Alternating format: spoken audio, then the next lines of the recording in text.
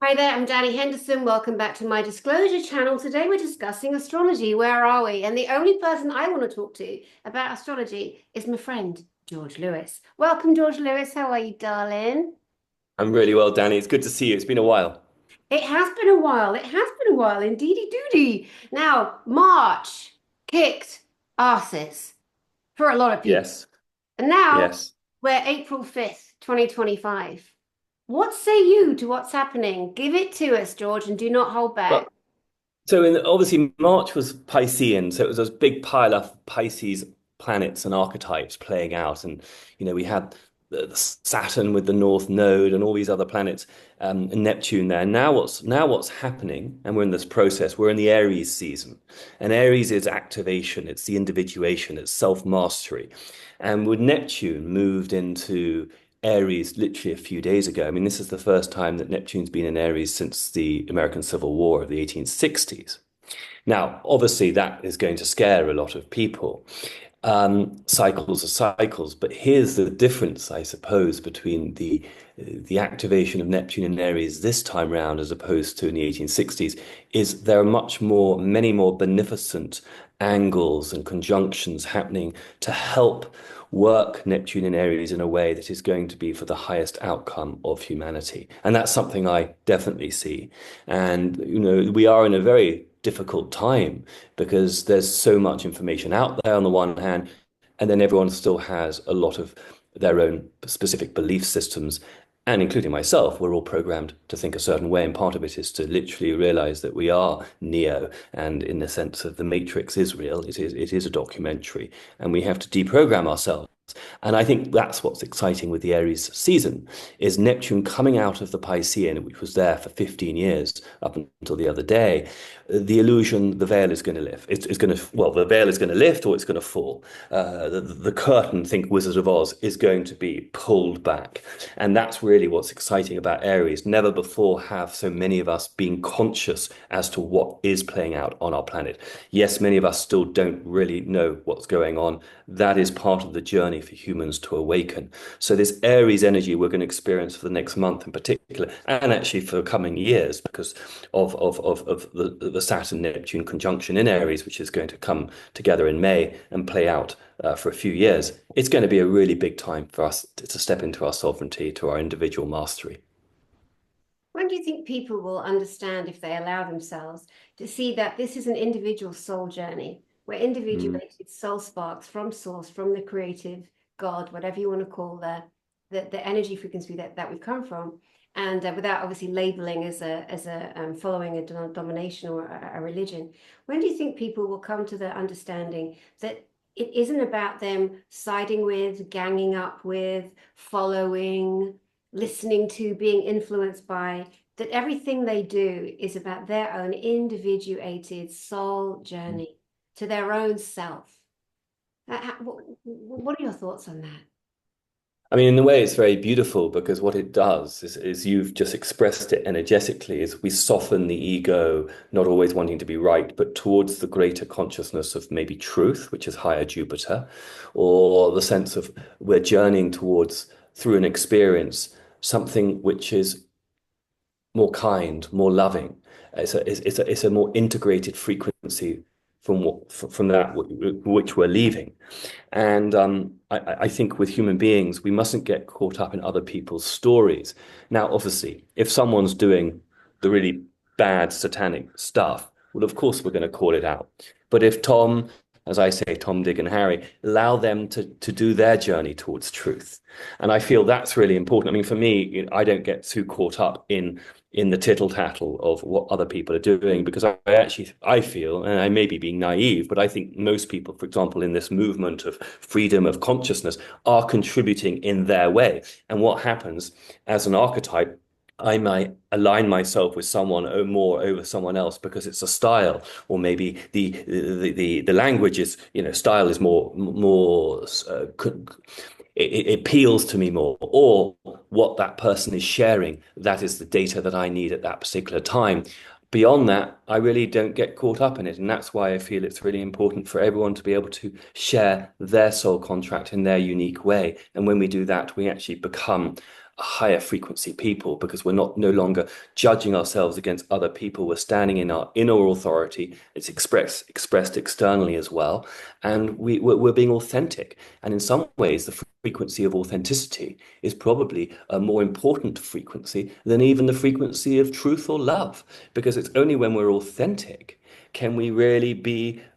Are we capable of loving? Otherwise, it's a bit of a sham. You know, I love the way you just expressed that, being authentic. I mean, that word has been overused over the years, as we know. It was like a boring Wayne Dyer, Yeah. boring virtue, Jack Canfield, like your authentic self, manifest, manifest, manifest, you know, that whole movement. But being true to who you are, which is the same as authentic, is so important. I'm always amazed how people will die on the hill or fall on the sword or allow themselves to be recruited to hate someone they don't even know. They don't even know. And it's a beautiful time to really witness that for all of us. And you know, I somebody was having a go at my friend Elena Danan the other day. Elena Danan rattles the demons in people, so do I. But she also challenges anyone that's scared to look at the fact that we're in full disclosure, that there are other beings that live off our planet, there are other starfaring nations, and we should be part of that. And there's this Yeah. struggle as our planet is being released from the prison wardens that were keeping us here, and now people are forced with, oh my god, I have to look at that, but I don't want to. I want to be with this people over here because they're not quite there yet, and they hate Elena, so I'll hate Elena because it keeps me running away from the truth. If people can keep doing that, then they're going to run away from truth and run away from themselves. And we've all done it, and we all do it. I think it's part of the human process myself, just how we do it.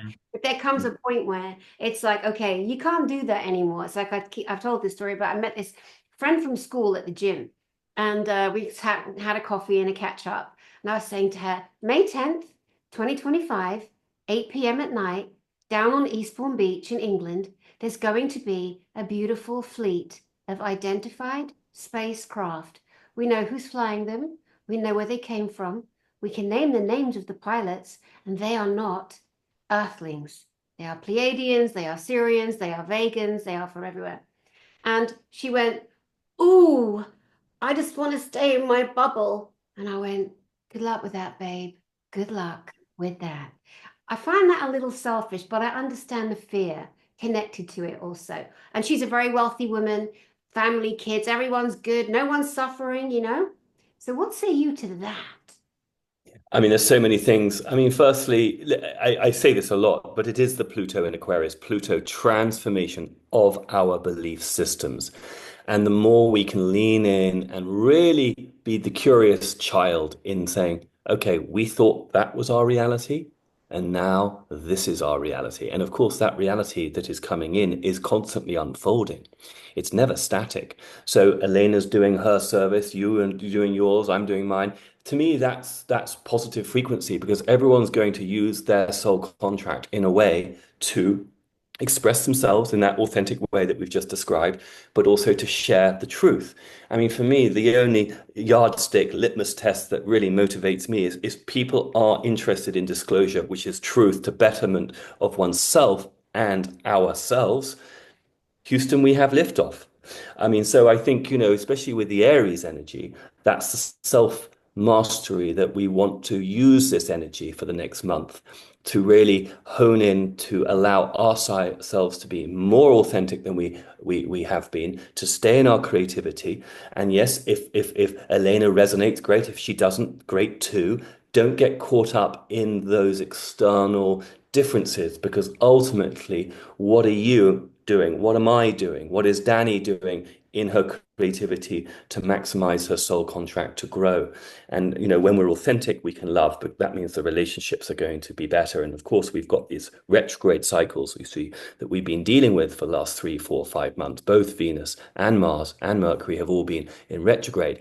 And that means we're reviewing relationships, and very soon they're all going to be going direct, literally in a matter of days. So I think, we've had to have a review, all of us, over our relationships, and hopefully we use that energy wisely in order to develop better relationships with ourselves and with others. Interesting the word you use, review. I remember when I very first met you about 3 years ago now.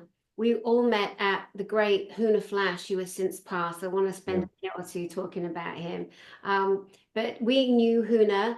Mautataki was the other name that he used. This great big giant Maori, Hawaiian lineage. I mean, he was a really fascinating character.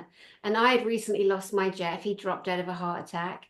And our darling Dr. Christiane Northrup had recently lost her husband to be Ron.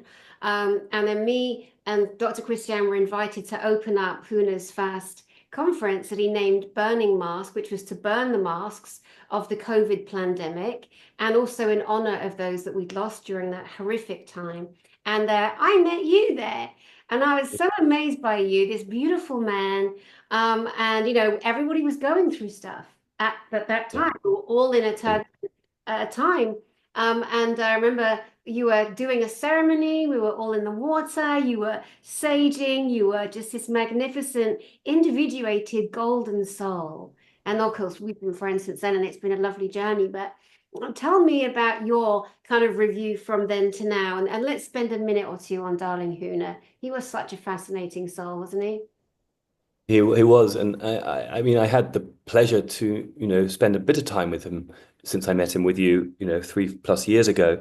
Um, and I did some online conversations on his podcast, which were great. And of course, he was fascinating because in some ways he was so of the future and of the past because, he got frustrated with the draconian astrology, which is what, I'm still using. And he's right, because ultimately the astrology will need to be upgraded as our consciousness upgrades. And, him being very connected with the Lemurian calendar. And of course I resonate with that. I'm a March baby. I like the turtle, the water. In some ways, he was ahead of his time, and I feel it's interesting with his weight.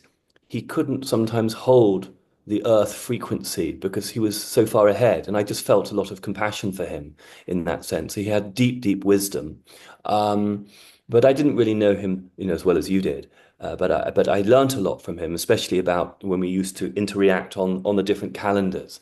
And maybe one day we will return to something a little different. I think the astrology is going to be upgraded. I mean, people often ask me about Ophiuchus, which is the 13th sign, and of course the return to the lunar calendar.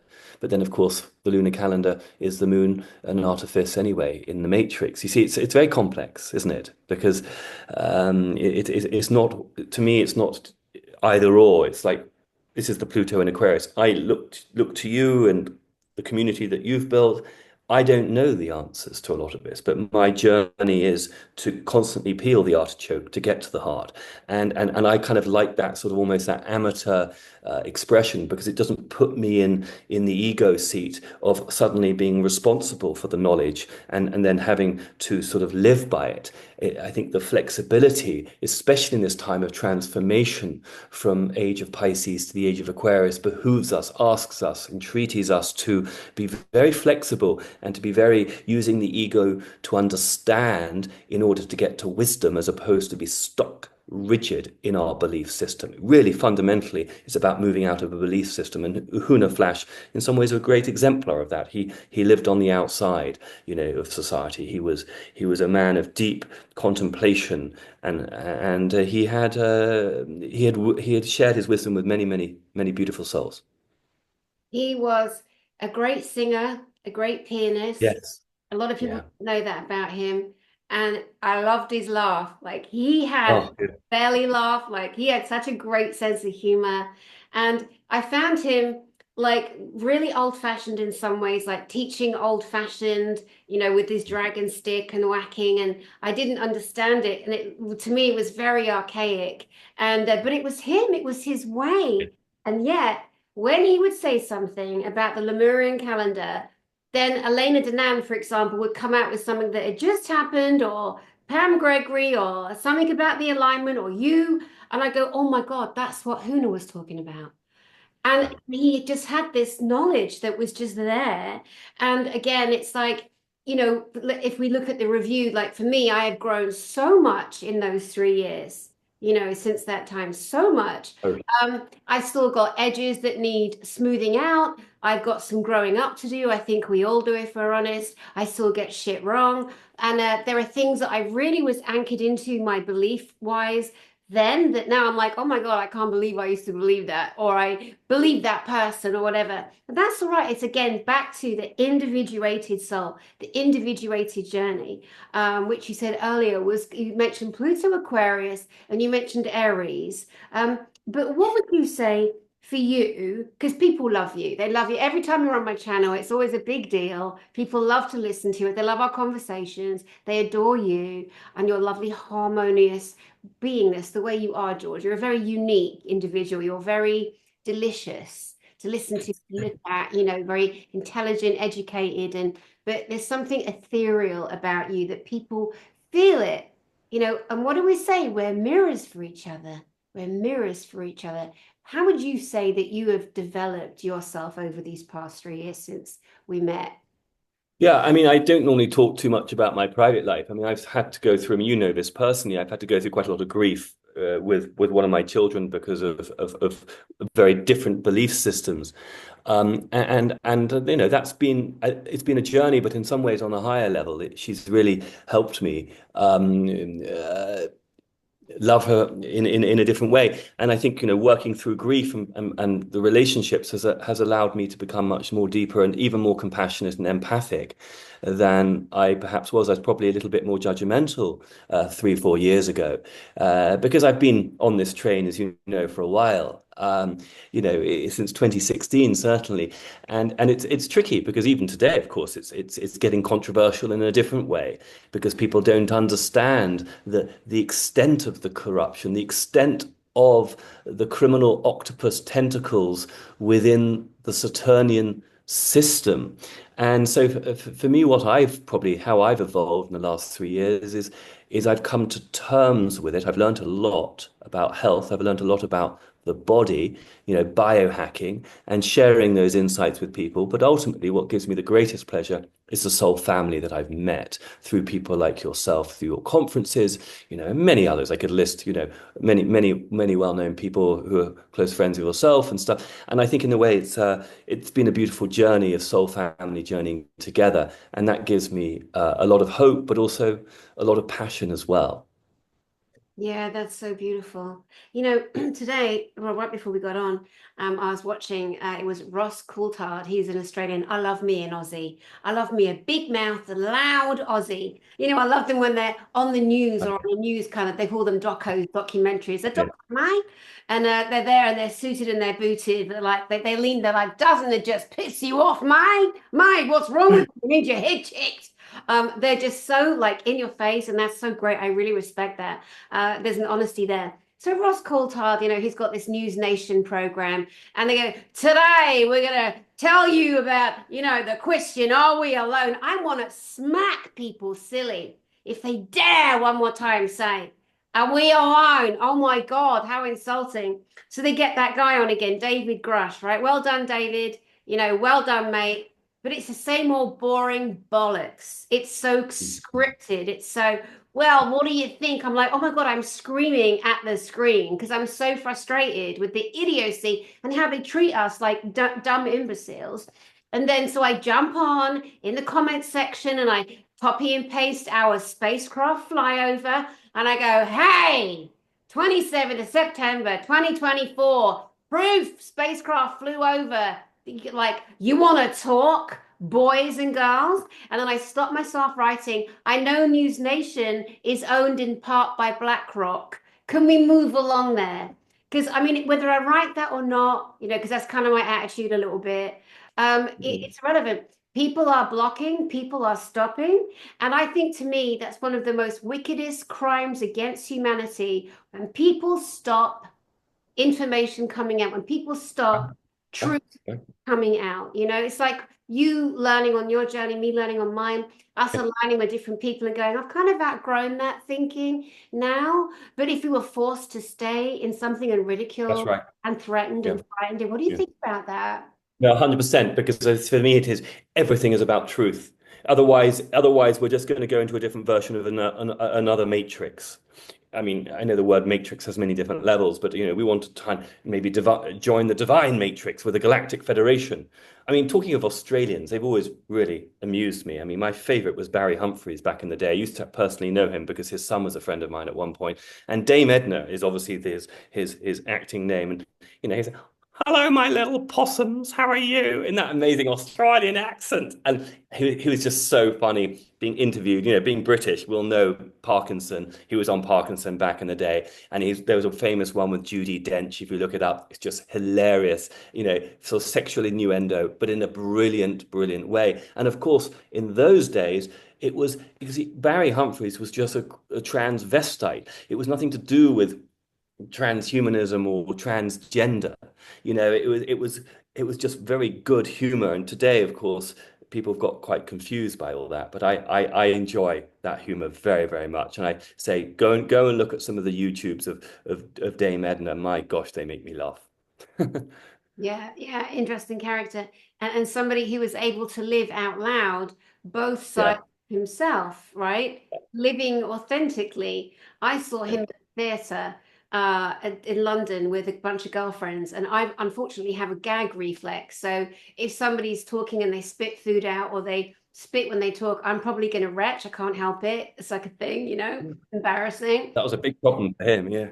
Right. Well, he was on stage, literally proper spitting, and I was gagging and retching, and I had to leave. I couldn't watch it. I was so Yeah. disgusted. My friends couldn't stop laughing. It was so embarrassing. When you're trying to like not make a scene, because it's embarrassing if you're No, it retching is. and you're trying to be, yeah, it was awful. But yeah, but in terms of somebody like the Gemini, like, the double-sided kind of Mhm. person imagery, like he definitely seemed to be able to ride both parts of both sides of himself, or you know Yeah, I mean, I haven't looked at his astrology, but if he has planets in Gemini or a North Node in Gemini, he executed his soul contract in a beautiful way because he's holding the space to be more than one thing or authentically. I mean, it's like in astrology, I always say when someone has a Gemini thread, gosh, you're meant to juggle many things. Maybe have 4 or 5 projects, just don't have 20. Where the Taurus can never have more than one project at the time. It has to be one thing at a time. These are archetypes. And that's why I love teaching them because they've helped me. You asked me a moment ago, how has my spiritual journey been? By studying the archetypes, it's allowed me to be so much more understanding, compassionate of how other people do them, as opposed to the old world, which we all have to do it the same way, which in some ways is inverted Saturn, because really the inverted Saturn is a one world government, is total control through a technocracy, where really we don't have difference, where this Uranian devolution, which is really playing out on our wonderful planet, is everyone's going to have the ability to be way more authentic in their own way. And as long as we're not doing the ghastly satanic stuff, quite frankly, you're allowed to do whatever you want. Uranian devolution. Can you give us more information on that, please? Yeah, I mean, it's interesting because it's quite topical this at the moment, because right now we have this sextile, which is 60 degrees between the planet of restriction and conservatism, Saturn on the one hand, and then we've got the planet of innovation and new beginnings on the other, Uranus or Uranus. And they're both at the 24 degrees Pisces, Saturn, and 24 degrees Taurus, with Uranus. And Saturn is that restricted, conservative limitation, and obviously it rules things like boundaries, but it also really is the one world government. Saturn, isn't it interesting? The pandemic started when Saturn conjoined with Pluto in early 2020. Pluto is connected to disease or big transformation on the planet, and Saturn's one world government. That was their plan. Now, what's so interesting about Uranus is about to go into overdrive. Uranus is about to go into Gemini. I mean, we think we've had disclosure so far. You wait until after May. I mean, we are all going to, from May for a few years, have so much disclosure, especially in the field that you work. And this is the difficulty. I speak as an earthling here. I'm not on the stage with your team because my experience in this life anyway is very much my experience on planet Earth. I haven't, to my knowledge, been up in a spaceship. I can't wait to do it. Can you make sure I get an invitation? I'd absolutely love it. But the thing is, Uranus is all about this innovation of progress. And you see, politics has been inverted because whether people like it or not, or ready to hear it, the conservative Saturnian restriction has come from the liberal left for both most of the 20th century. And we're not going to get into this too much today, but when we really start to understand the National Socialist Party, which is Nazi, when we start to really understand what the agenda of communism is, which is tyranny, and of course, fascism and communism end up being the same thing. The mode to get there is just a little different. I'll give you a quick example. Fascism tends to absorb the government into the corporation and control it that way. And communism tends to absorb the corporation into the government and get it that way. The end result is tyranny. And Uranus doesn't do that. Uranus wants radical devolution. And it's interesting, in the United States birth chart, in Mr. Trump, President Trump's chart, Uranus plays a major role. People may not want to hear that. They don't understand it. The astrology never lies. And that's why I like the astrology, because it allows me to see we are truly going into a Uranian devolutionary world where the local will have the final say. The family, the community will decide really what's going on. And we will not have big diktats coming from federal governments or from AI robots, which is what we were going down. We were going down that trajectory of having artificial intelligence running the world. This is a battle to pull power back to our divine intelligence. Yeah, that's so incredible. You know, I often say to people, we've got to remember that we're looking at multi layers, multi-dimensional layers all playing in. So a lot of us are so programmed and hardwired and socially engineered to think only in the terms of 3D. This is where they want to keep us, in a 3D density planet, a 3D frequency that keeps on pushing down harder and harder, more and more compression. But when we recognize that we're working on multi-levels, especially now that we're in the 5D frequency, we didn't skip fourth. I was always very concerned about those big mouths out there saying we're going from third to fifth. No, we're going third, fourth, through the heart, healing, and fifth. And so as we are physically watching things happen on our planet, the astrology that's written and ancient, when you look at just the planets themselves and what the energies and frequencies mean between each one, you get a story that matches what's happening in the 3D. I've always been blown away by that. Like, how do we explain that, George? Well, I mean, it's the oldest axiom, isn't it, of the Delphic, I mean, sorry, Hermes Trismegistus, is as above, so below, so within, so without, as the universe, so the soul. So there is this mirroring effect, and that's when it gets into frequency and harmonics, the music of the spheres, and all the stuff that we're really going to understand. I mean, it's just wonderful. I mean, like Dan Winters and all his new technologies coming out. There's so much stuff, you know, going to be appearing in this new age of Aquarius. And especially as Pluto moves through the early signs of Aquarius, we're just going to be able to heal ourselves in a way that we just until recently had no concept. And then you see the other thing is to understand, and this is where I really feel very strongly, is I wish people could understand just how enslaved they've been in the economic paradigm of the past. Once we're out of it, people will go back and look, how did we put up with that enslavement? How did we accept it? And we all just did, because it was a slow mission creep. I mean, there's some fascinating statistics, which I'm going to elaborate on a little bit more at Charlie Ward's conference in under a month. But one of them is, it's no accident that the sinking of the Titanic, April 15th, is also the beginning of tax year. Why? Because who was on the Titanic? Astor Manley, the richest man in the world.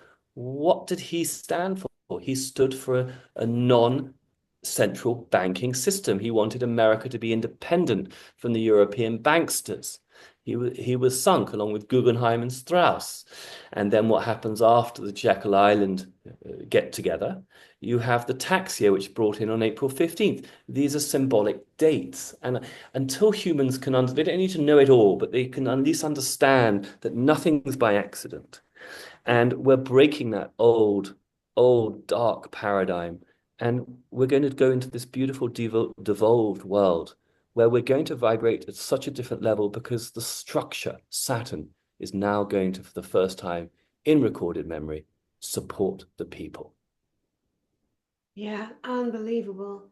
As well as many things you said there, which trigger so many beautiful invitations to open boxes of thought. One of the things you said was that Hermes Trismegistus, so great they named him thrice. But the as within, so without, as above, so below, as the universe, so the soul. Now, there are so many sayings where the bottom part was cut off.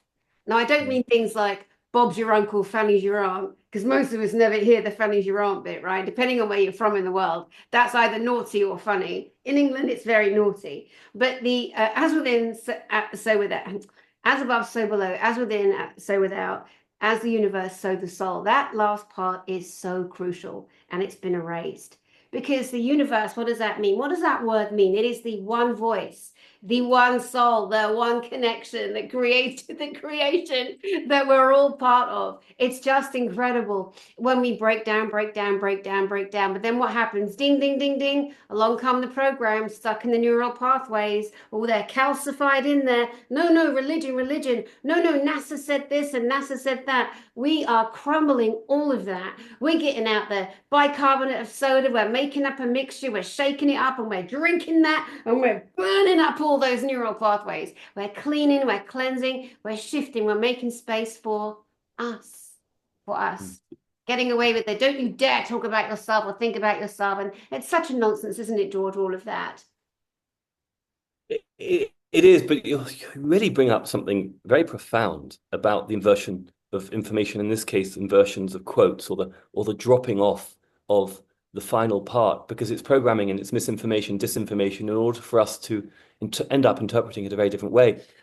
And it's synchronistic because you bring this up. It was only yesterday that I was doing a private for someone, and she was apologizing for being a jack of all trades and a master of none. I said, well, hang on. The full quote is a jack of all trades, the master of none, but oftentimes better than a master of one.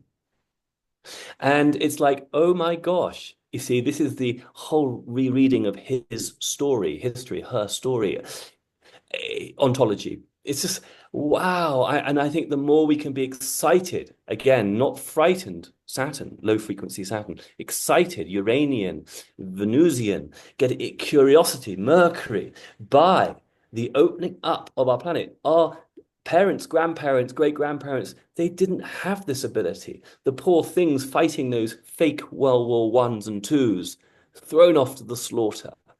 And then so many examples, which we don't even need to go into because your listeners are so awake. It's like, wow, here we are on the front lines of a new consciousness that is not even in the collective memory. Because you have to kind of go back to either Tartarian, we don't really know much about that, or a positive part of Atlantis, Lemuria, who in a flash. It's so far away. And it's like, oh my gosh, this is real. We're going to be integrating through the heart, as you say, 3D up to the 5D. And we're going to start to see more and more spaceships, which is really exciting. Just beam me up, please. I can't wait to travel in this bodysuit.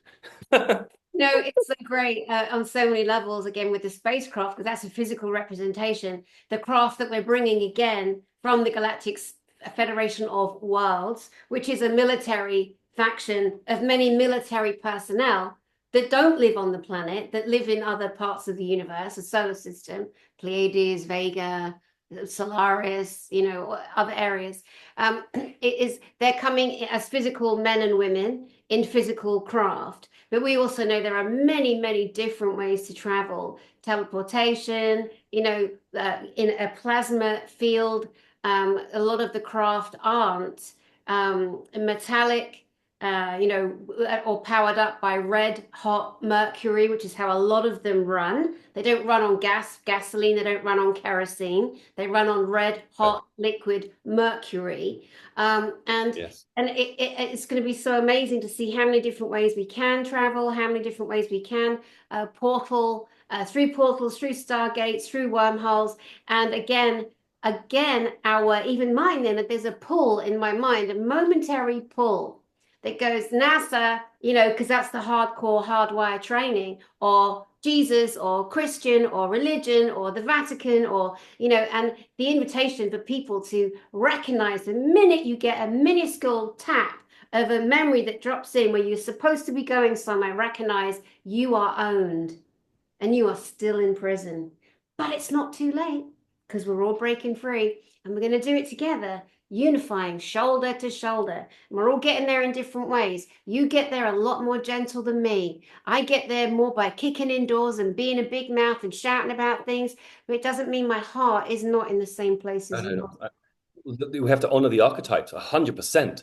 I mean, I would say I'm a little mixture of this because I'm a Pisces Aries, so I'm this weird mixture of soft, but also I love the people on for the fight. I mean, look at our mutual friend Christiane Northrup. I mean, she really stood up against all the lies, from the get-go. So I have much admiration and I love that. But everyone's got to do their own soul contract. And again, the more authentic we are, and the more we trust ourselves and don't care too much about what Johnny thinks of us, the more actually we make our soul family and we rise to the occasion.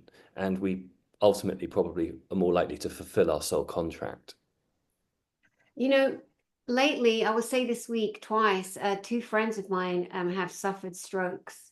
And one is a younger girl in her 40s or 40, and another one is a friend in her 60s.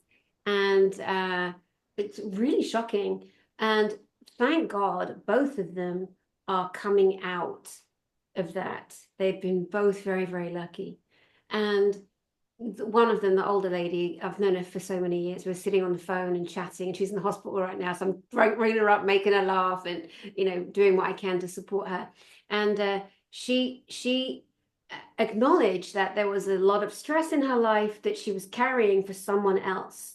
And it's like, yeah. And she's asking me, what do I think? I'm like, listen, you really don't want to know what I think, and it's not a judgment. Let's just focus on getting you better. But you recognize that you've been carrying stress in your body that's not yours. It's not yours. And parents in particular, when you carry the energy of someone else, you're trying to heal someone else through this vessel, it's not your energy frequency. It is going to make you sick. Plus, you rob the person of their opportunity to heal. Because as soon as you run that energy through your body that's not yours, it's going to find its way back to them no matter what. And that's when they're going to then start their healing. So all you did was slow them down and Yeah, suffer, it's very right? it's very profound, that realization that we can't speed someone else.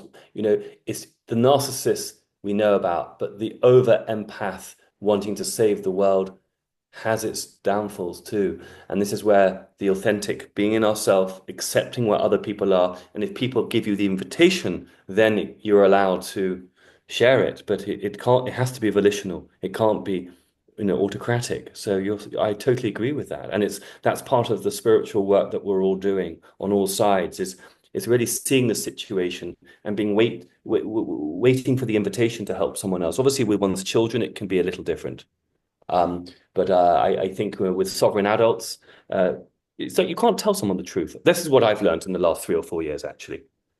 4 years ago, I was telling everyone the truth, which I thought was the truth. Of course, much of it wasn't, but I was telling everyone the truth. Now it's like, okay, let's try and show it. Do your due diligence. What do you think? The dialectic, the conversation, much more healthy. I might learn something. Oh, had a bit of a shadow work on that area. I was a bit blindfolded, and it's backwards and forwards. That's the civilization. That's wild. Yeah, that's wild. As well. What would you say? And not everything, just curious, because again, we're trying to help people remember, like, the astrology that they're in, how does that affect them, the different multi layers that we're existing in, and how some of us thought certain things 3 or 4 years ago that now we're like, oh, that's funny. I believed in that because now I've realized that that's actually not the case. Is there anything that stands out for you where you feel like you've really taken a big kind of arc in your own development? Yeah, I'm quite honest about this now, although this started before the pandemic. I mean, if you had met me even in 2016, I was quite a monarchist in Britain because of my programming. I thought that they were just these figureheads beyond the party politics, the standard thing that we define. And of course, I've shifted 100% there. And I don't get too caught up in the actual personalities. As you know, it's one of my consistencies, this. It's the structure. It's the Saturn. I mean, it's interesting. My screensaver. Ah. See, talk about Palladian influence. I mean, that I was very, as you had me on actually one of our first conversations. I shared my experience with her as I was at school with her sons, and it's very interesting though because she had, whether she was conscious of it or not, she showed the world, the British, another way of being. And she showed what true, I don't like the word necessarily royalty, but she showed what true leadership is. And it's heart-centered, authentic. Height of the AIDS crisis, she kissed the patients. And no fear, no Saturn.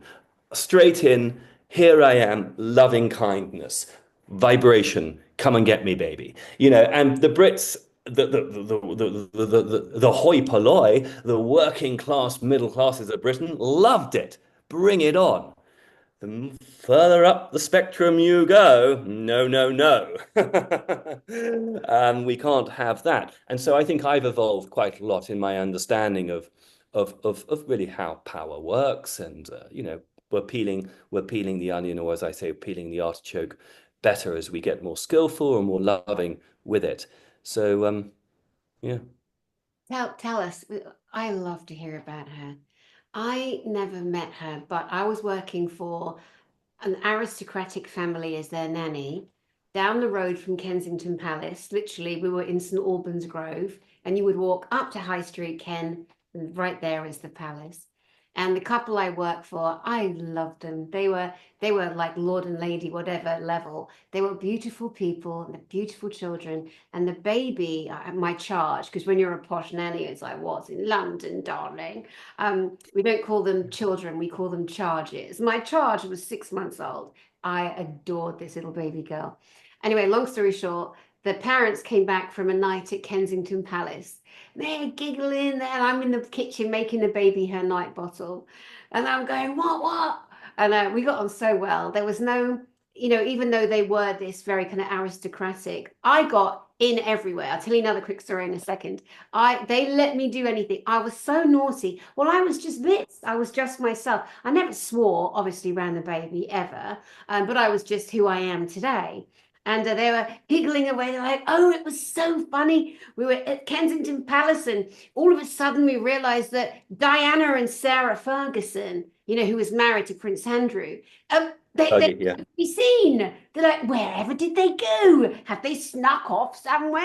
And then this guy, I think his name was Lord Tarquin, of course, or Lord Farquhar, some lord goes down the hallway, followed by the couple I was working with, and into an area, and kicks a door open, and there's Sarah and Diana sitting on a sofa facing each other and whispering and giggling their heads off. And he walks in, he goes, what are you two tarts up to? Like that. And they were like laughing, my employers were laughing at how forward he was.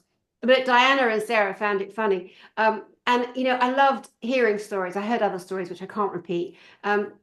But when I think about her, when I feel into her, when I see her, when I feel like I can feel her resonance, I feel a loving connection, and most of us did. And like you say, she held the hands of the AIDS, the AIDS people. And Fauci was very much a part of creating AIDS. That's going to come out. That's a good thing. That's going to come out. That boy's for the chop. And I love the story that you told when you met with her. So please tell us again. Yeah, well, it was just very simple. I was visiting back my old prep school, and the headmaster had just put a new organ in the chapel, and I was with some friends, and Prince William was playing rugby or football, actually, soccer, and we walked down. I was asked by the headmaster to check out the new organ because I was an organist and a chorister at school, and when I went in there, I started playing, and then Princess Diana came in, and we just sat and chatted for about half an hour and played music together. And this was, I was a young teenager, probably 18, 19, 20 years old, whatever. And it was just so interesting because when I reflect back on that and not knowing what Palladium was, she was from a higher realm because her heart chakra was just so big, and she was so informal. She represented for me the American spirit, you see. And I always want to bring it back to so people can have a takeaway here, because it's not just about me meeting Princess Diana. This is a journey for me I live in America. I'm an American citizen, patriot. Yes, we're patriots of the world. I love the world, but America has a very special place in this world. Freedom is largely coming from here, and here we have the Pluto return of the United States. And, we can even talk about who is that? Um, who was the secret man who helped sign the Constitution? The Saint Germain. I've forgotten his name now. He appeared as a non-terrestrial with the signing of the documents in 1776. Um, Saint Germain, I think it was Same. actually. Yes, I think there's some, and what it is, something very prophetic and profound about the United States and its formation. And now we have the second Pluto return and its reboot, rebirth. And I've said this for many years. The United States Constitution is going to be upgraded, built upon, and built out as a working document for the planet this time. And that's exciting. And for me, Princess Diana, in her beautiful way, non-political in some ways, because it's much bigger, played a very big part in that for awakening many of the souls of Great Britain, Europe, and the world to some of the antiquated Saturnian concepts of hierarchy and reality. And those Saturnian monarchical aristocratic systems are not based on service, on love, on authenticity. They're based on a repressed, inverted love. And it's not. And I think that in that sense, I feel very clear. I may not be able to articulate it very well still, actually. But I feel Princess Diana represents something truly American. Yeah, freedom of, action and including and not stuck in the rigid, boring ass, way that we've been as a British society, taught and tutored and groomed to behave, to respond. Obviously I don't fit here, though I live here, but I'd see so much freedom everywhere. Like who she was has definitely implemented and empowered, Yeah. was a kind of light beacon for people to Mm. push against the norm and not be frightened. And yeah, an amazing lady. As always, George, our conversations, they go so many different lovely places. And there's always so much happening. And I think it's such an exciting time to be alive, albeit very bumpy, albeit very emotional for people. So back to where we are in April, we're April the 5th. Yeah. Where would you say from January to now? Now, as far as I'm concerned, April the 1st is New Year's Day, the beginning. 100%. Right, Yeah. thank you. Okay, so let me come straight to you because I mentioned this in the broadcast a couple of days ago. So let me come to you. I believe April 1st, the reason why the ass hats, somebody called white hats, black hats, I call them the ass hats, they dared to mock April 1st. They call it April Fool's Day. Ha ha. They think we're the fools. Well, they clearly are the fools. April 1st is New Year's Day in my belief. Why is it also New Year's Day in your belief? Well, I mean, it's tied to the vernal equinox. You see, it's split in the northern hemisphere, where most of the land on our planet is, from what we understand, is it's the beginning. I mean, I just look out of the window here in North Carolina, and everything's fertile and fecund, and all the seeds are bursting out, and the new year is by definition springtime. So it's an inversion again. And it's interesting that the new year in the old was always in a Saturn ruled sign. You see, January the 1st is Capricorn. You see, isn't that interesting? It's ruled by Saturn. Saturn has done the domination, and it's connected to the cult of Baal. It's connected to, again, Princess Diana called it the men in grey suits. It doesn't matter what we call it, it is what it is. And I think part of this awakening is, oh, now we understand it, or we're beginning to understand it. No, we're going to claim it back. We're going to have springtime to be the new year because it fits in more with the seasonal progression. And I think we'll be more in sync. And eventually there'll be more conversations around the lunar cycles because the moon has a profound effect on us. I mean, when the moon is in Aries, people have more accidents, they take more risks, there's more bloodletting. And when the moon is in Taurus, I notice people want to sit down and eat a nice gourmet meal for 5 hours. And, I notice when the moon's in Gemini, people want to have gossip gaily and sit around and have get together with lots of friends. And so it goes on. There are these archetypal, tendencies that play out.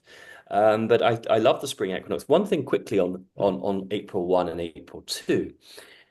One of the famous quotes from the Q posts is symbolism will be their downfall. And I'm very, very fascinated with symbolism. Let me also be clear. Symbolic means to bring together. Diabolic means to separate. Okay, let me just set that up. Now, when we start to understand symbols properly, rather than just the occult, which just means hidden, the people behind the throne or behind the veil playing with these energies, we, the people, now can tap into them. I think what's so interesting is you see what did Trump do on April 2nd? And he brought in these tariffs, which are currently controversial for a lot of people because they don't understand the history. They don't understand McKinley. They don't understand the first, second, third Federal Reserve. They don't understand 1870 through to 1913 when America was very wealthy because it just taxed. They don't understand that basically America's been attacked by a central world government to penalize and punish the United States to destroy it since the Second World War. This is not what you've got me on your channel for, but I'm a very keen amateur historian. And the tariffs are going to actually be rolled out and everyone's going to benefit long term from it. Isn't it interesting though? Liberation Day, the day after April 1 was claiming power back because the astrological chart for Liberation Day in his speech at 8 p.m. That was pretty powerful with the planetary alignments over the United States birth chart. And to me, this is a reactivation of the Republic and claiming power back for the people. And it's so true. And again, symbolic in ways that most people won't have recognized in terms of April 1st being New Year's Day, the new beginning, the beginning of the year. And he waited that long to implement on that day. The day after to let the energy frequency shift and change, rebalance, because we are reversing everything that Yes. Antax did. So it's really, really, really an important time. Just to go back down the timeline on people like Diana, Princess Diana, and Prince, the singer, and Michael Jackson, and who else? I wrote it down. Michael Jackson, Prince, Diana. Let's just take those three in particular for me. I put Whitney Houston in there as well. Some of the great, 100%. right, 100%. influential people on the planet who actually, business-wise, were worth more dead than alive in terms of the singers, not Diana, of course.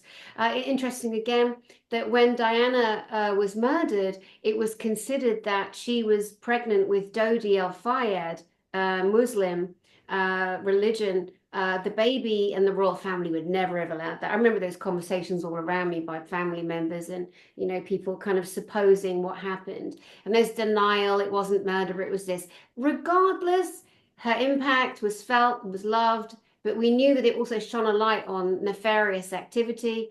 And then back to the musicians I mentioned, Michael Jackson, Whitney Houston, Prince. I believe they were taken off the planet because they were all in some ways fighting back and questioning.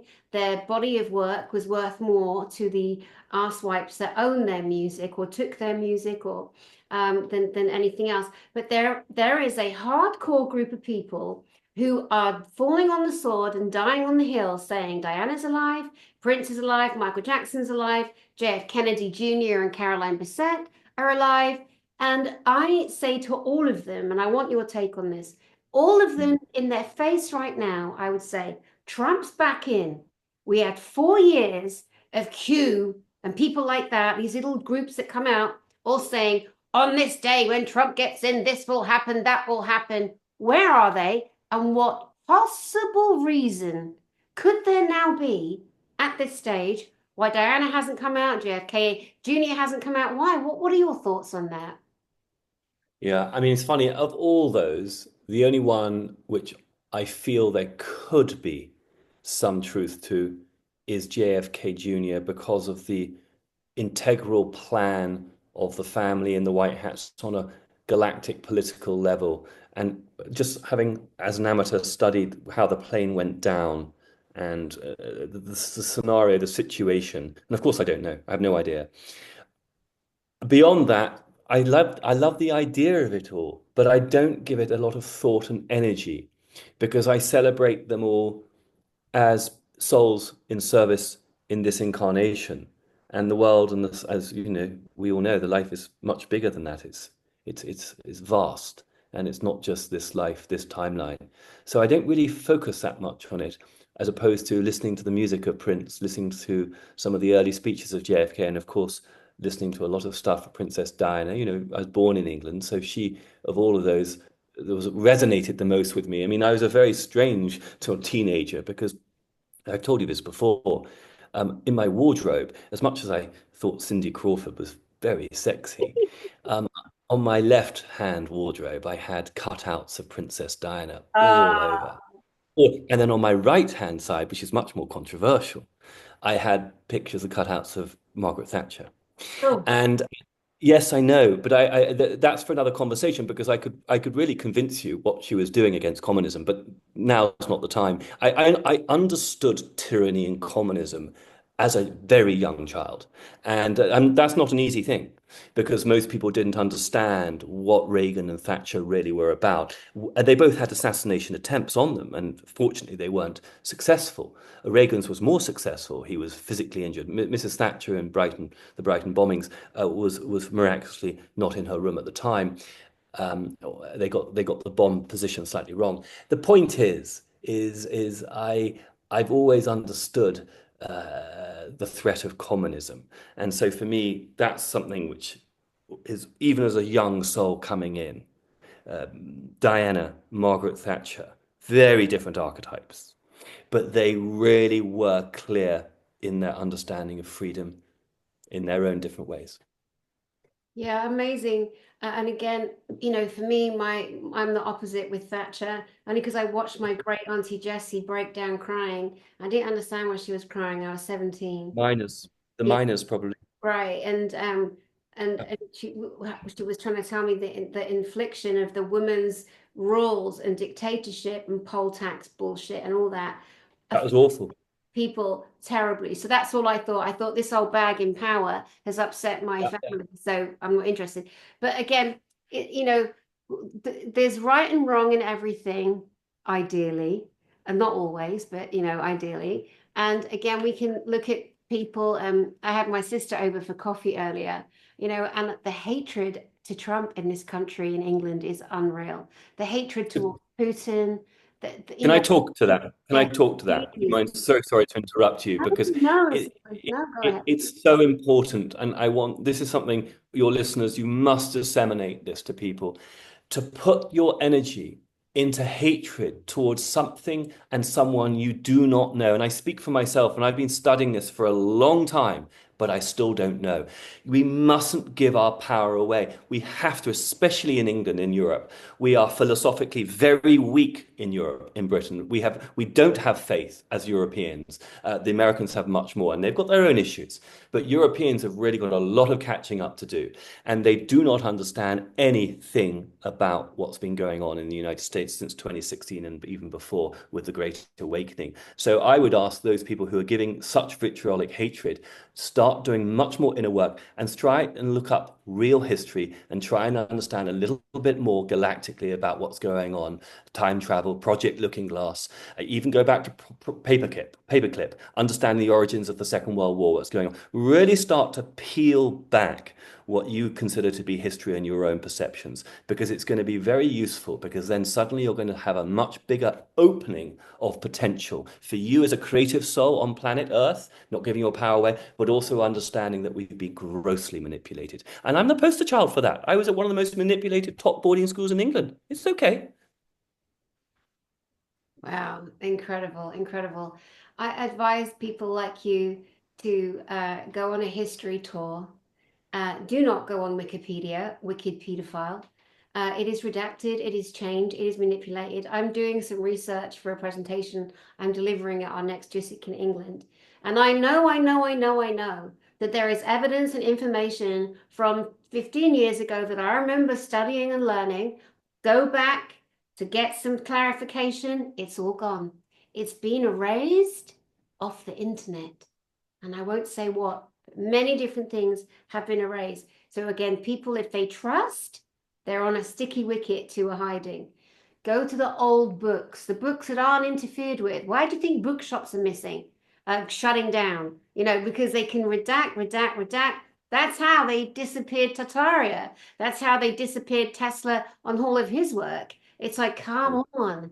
Now, we're not going to have a repeat. That's how they've learned. They've repeated history over and over and over again. Now we stop it. Like you said, we don't have a reference for the successful period that we're entering. There's no mental reference. There's no memory because we, the people of our planet, are literally creating the world that we demand to live on that should have been all along. We are taking it back. Now, in terms of the philosophy and the astrology, George, where does that land today? Well, so just a couple of big things with April because people wanted to take away. We've got the full moon in Libra on the 12th of April. Now, this is going to bring up a lot of stuff to do with old relationships. So you have to sort of rethink in this area because Venus has been in retrograde for 40 days and 40 nights.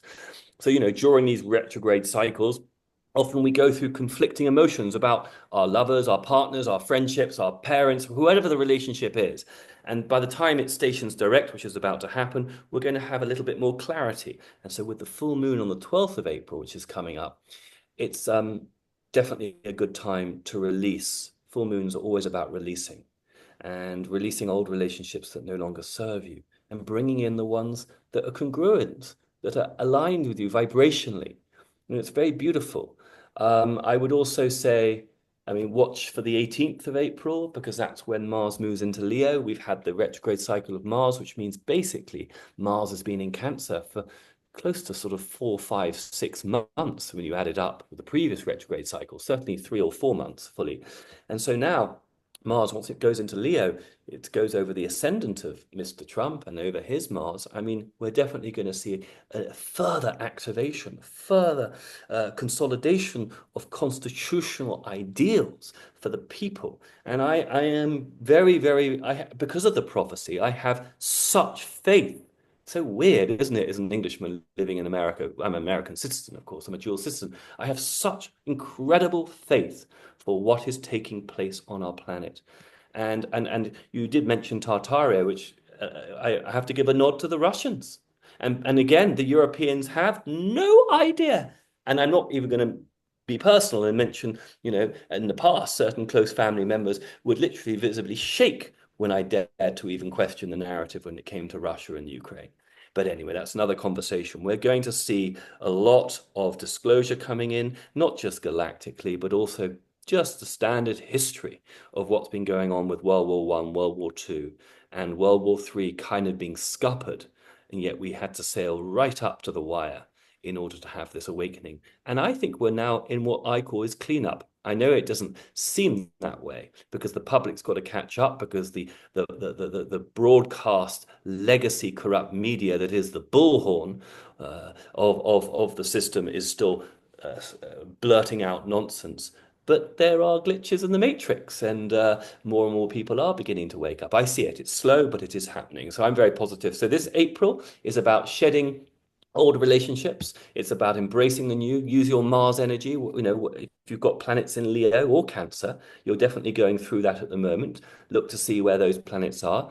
Look to see what Pluto's going through Aquarius. So where is Aquarius in your chart? That's going to be a big shift. If it's your 7th house, it's relationships. If it's your 10th house, it's career. If it's your 1st house, it's maybe your body and how the world sees you, etc. So, there's a lot to look into. And then, of course, on the 19th of April, Taurus makes his ingress. Sorry, Sun makes his ingress into Taurus, and this is going to bring out some intense stuff. So the last part of the month is the challenging part because we have this intense T-square, which is Sun and Mars are squared with the Sun and Pluto. Actually, Pluto and Mars in opposition, making a T-square with the Sun and the Moon in Taurus, and that's going to be really intense and quite complicated. And the Sun, it brings up visibility and places a lot of things in the spotlight. Don't give your Mars power away to someone else. Get it into your creativity, get gardening, feet on the ground, climb a tree, make love, eat good food, do something really creative. I love it. How's that? I love it. Oh, it's beautiful. And today it's funny you say about relationships. We have to be strong. So over the last 4 years, I personally have lost so many relationships.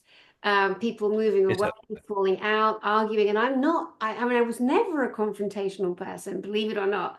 Um, and then at some point, I was getting really worried. I kept thinking, Danny, the common denominator is you, darling. It's you. It's clearly you, Danny, with all these relationships. You've been so close to girlfriends, and now you're not friends, and you always thought you'd be drinking champagne at 80 on the beach, and now you're not, and there's little or no hope to rekindle, and I don't want to rekindle. And but obviously looking at why that happened, what do I need to clean up in myself for that corruption of that friendship? Because people, not everyone's good at like taking themselves to task and saying, what Yeah. is it in me that helped end that relationship, and owning it. People are very good at saying, well, she did this and she said that, but you know what? She did that and said that because you mirrored something to her. So what about you, boo?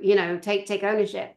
But my friend Ali, she's a beautiful, big, blonde, buxom psychic, married to Greg Prescott from In 5D. That's an amazing online platform. Greg Prescott was ahead of the curve in Atlantean conferences in 2012. He lives in Sarasota, Florida. Greg Prescott and Ali, his wife Ali, she's been giving me readings. Oh my God, I've had three, like free readings. She's so lovely. Like I woke up this morning and there was a reading that she talks on Messenger, Facebook Messenger. It goes, hi, Danny, I'm giving you a reading for this month. And it's a gift from her, which I greatly receive. And on it was like, oh, Danny, April, May, you're going to meet somebody, and then my butt clenched. I'm like, oh God, really? Because I've been single for a long time, as you know, since my beloved died. And then she's like, yes, and he's this and he's that. And I'm like, oh, that's interesting. And I was thinking, oh God, I will never go back to being the pleaser. I will never go back to not being who I am ever for anyone. I am not moving country. I am not moving for love. And I'm stating those things now. I'll let you know how it goes. But anyway, I sat there and I thought, right. I thought, God, I know I'm a handful, and I make no apology. I am who I am. I'm on a mission. I have a job. I'd rather be single than not be doing my purpose, not be living my purpose.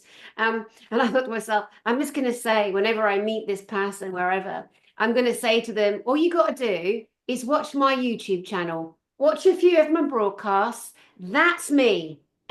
If you can handle that, we'll have a coffee. You're good. We're good to go. Yeah, Right? I love it. I love it.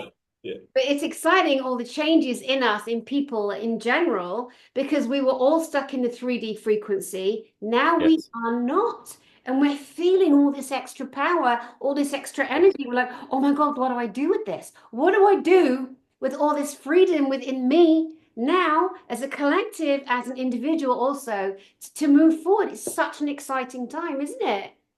No, it is. And actually, that makes me also think, with all the planets in Aries, we've talked about that self-sovereignty, self-mastery, but because the North Node moves back, it's in Pisces, it's having the spiritual journey work being activated with the self-mastery of Aries. It's that beautiful fusion of Aries and Pisces that we're all doing, irrespective of whether we have planets in Aries and Pisces, where we're really learning that North Node. What does it mean to be galactic, really? Pisces is arguably the most galactic of the 12 signs. It's the most cosmic, it's the most expansive. It's, in the modern, it's ruled by Neptune, in the ancient, it's ruled by Jupiter. It's very expansive and truth orientated, musical and artistic. And the North Node is asking us in that sense to really delve into the spiritual realms and to pray, to meditate, to connect with other beings outside just the 3D. Yeah, beautiful.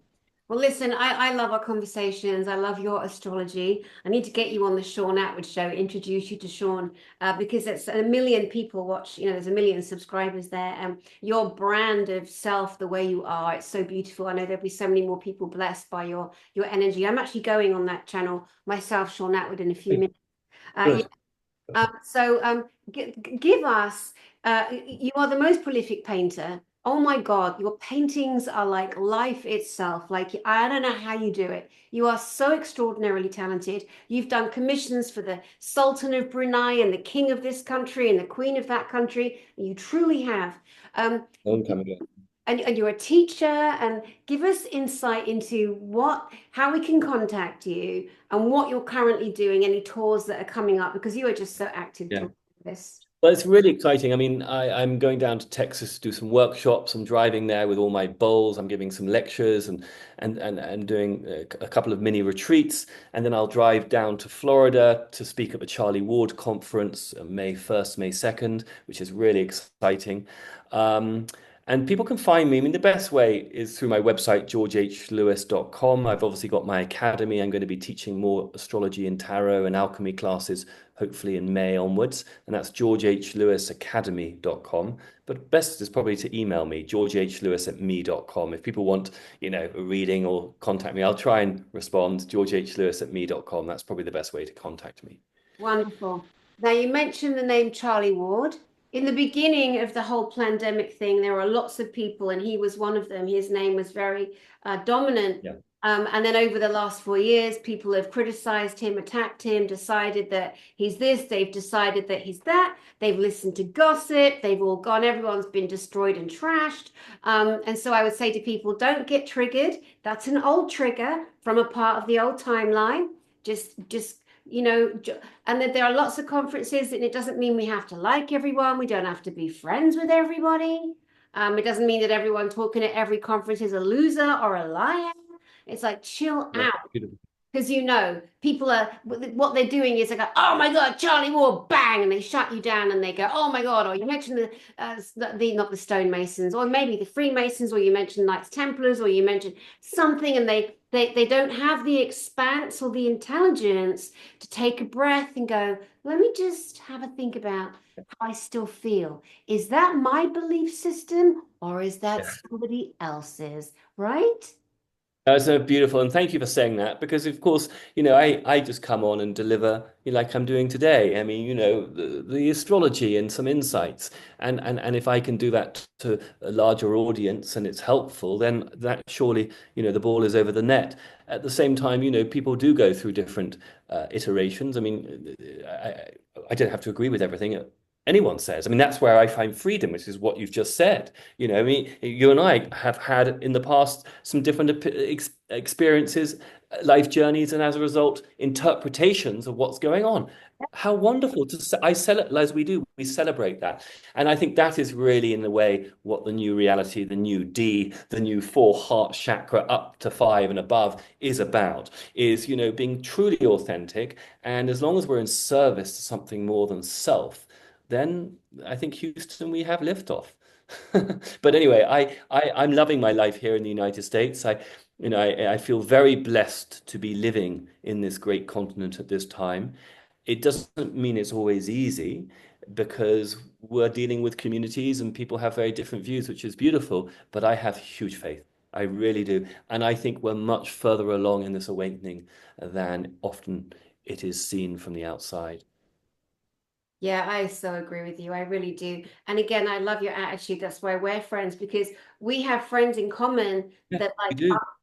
and let's say I fell out, not mentioning names, I fell out with people, and you're still in touch with them. So we just don't go there. And we can have an honest friendship, you and I. We just don't have to go there. But I even said to you today, I wish them well. And I do. I don't wish harm on anyone unless they're a rapist and a pedophile or a career politician. Exactly. And You know, and also and it- also because it's important, I mustn't get involved in your story and your karma with X person and vice versa. And yeah, again, there's the freedom. You see, my karma with Tommy is going to be different from your karma with Tommy. And so it's okay. yeah. Is he single, Tommy, right now? Well, yeah, we'll have to see. If he's hot, I'm not sure. One of the first boys I ever kissed at school was called Tommy. Yeah. Anyway, well, George H. Well, at least he wasn't called Bernard. Oh dear. Oh no. No, no. No, Burn. that's the Blackadder. That's Blackadder. I'm just quoting Blackadder. Oh God, I love Blackadder. I really do. Baldric, bless him, and the king. Audrey. Hooray! Hooray! What was his No, name? but God, he was funny. It's Nursey. It's Blackadder too. It's Nursey. Queen Elizabeth's first. You know, her Nursey. Hello, I'm Nursey, but my name is Bernard. Just so silly. It's so silly. I love it. Silly. It's so silly. Yes. Whenever you're feeling low, people just go to some really childish British humor. Bound to cheer you up. It really is. Well, George H. Lewis, spelt Lewis. That's the proper Correct. way. Well, it's the Welsh, Scottish, English, Irish way, whatever it is. I kind of wish in some ways it was that sexy French or that, Brazilian way, but no. Brilliant. Well, I love you, mate. We'll get you back on here Lots of soon. love. The next time we get on here, the identified spacecraft will have shown up on May 10th at 8 o'clock at night over Eastbourne Beach. I'm expecting the British media to be stand-up citizens and film it and record it around the world as a global event. We will see if the spineless British media are as spineless as the American media who took a dump on it. But obviously, I'm here, so that's not going to be something that's going to be quietened down. And I look forward to speaking and sharing it with you the next time that you come on. Thank you so much, George. You are so loved. As are you. Much love to you all and all your wonderful community. Beautiful. And to you guys out there, thank you for joining us again, George H. Lewis and I, for another wonderful conversation. We hope that that may have sparked something in you, that you're on your own healing journey, on your own loving journey, on your own journey of deciding what freedom looks like for you, and also being aware of the astrology and the different multi-dimensional and multi-physical, emotional, spiritual layers that we as a humanity are actually living in at the current time. My name is Danny Henderson. I send you love from my heart to yours, and I'll see you soon.